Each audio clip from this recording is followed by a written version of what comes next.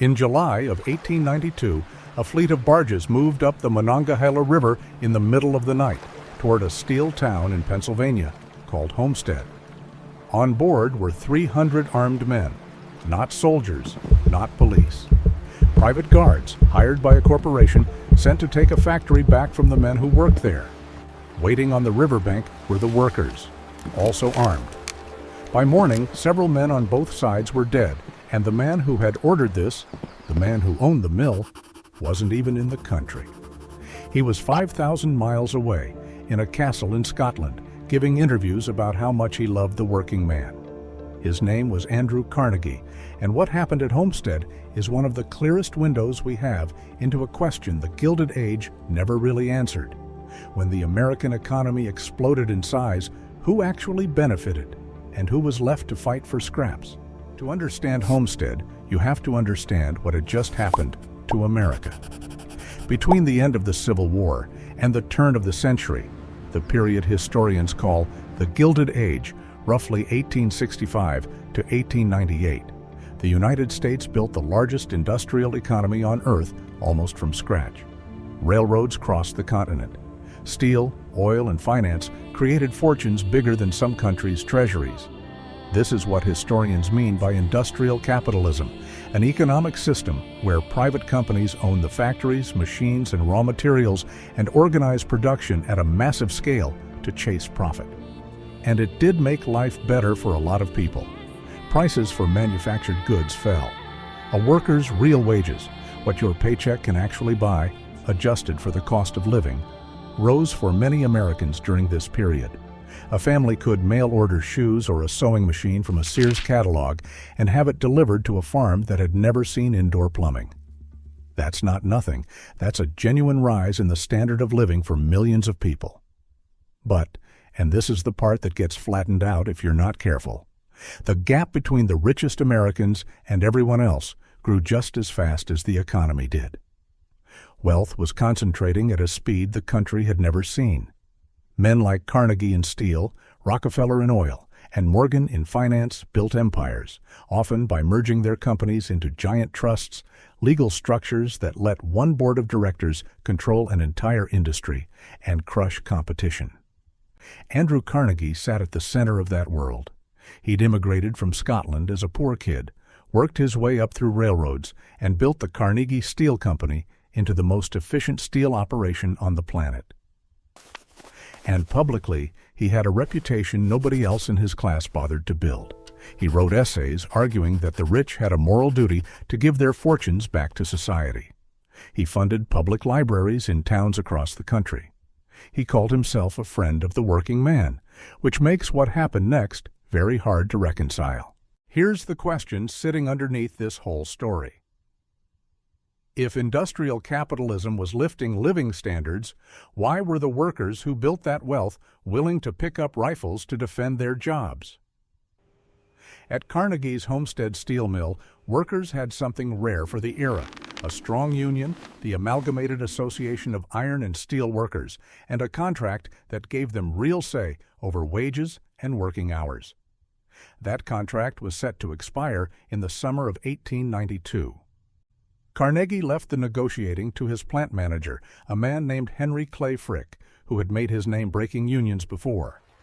While Carnegie sailed off to his castle in Scotland, conveniently out of reach of reporters, Frick proposed a new contract that would slash wages and gut the union's power. He knew the workers would refuse. That was the plan. This is the part of Gilded Age labor history that's easy to reduce to a slogan: greedy bosses versus noble workers.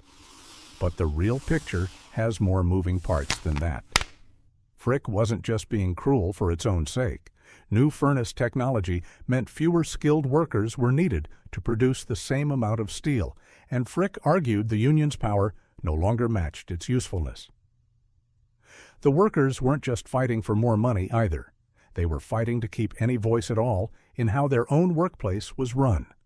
Both sides had a case. Only one side had an army for hire. When the union rejected Frick's contract, Frick locked the workers out of the plant entirely and built a fence around it, topped with barbed wire and gun ports. Local newspapers started calling it Fort Frick.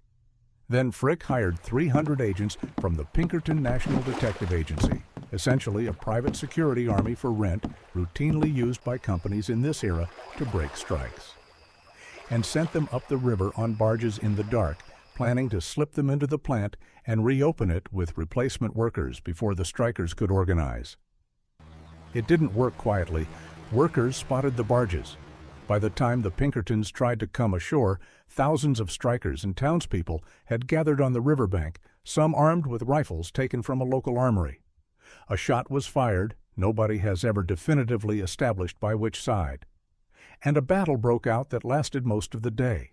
Strikers even tried to set the barges on fire and rolled a burning railcar toward them. By the time the Pinkertons surrendered that afternoon, 7 strikers and 3 Pinkerton agents were dead. The workers won that battle.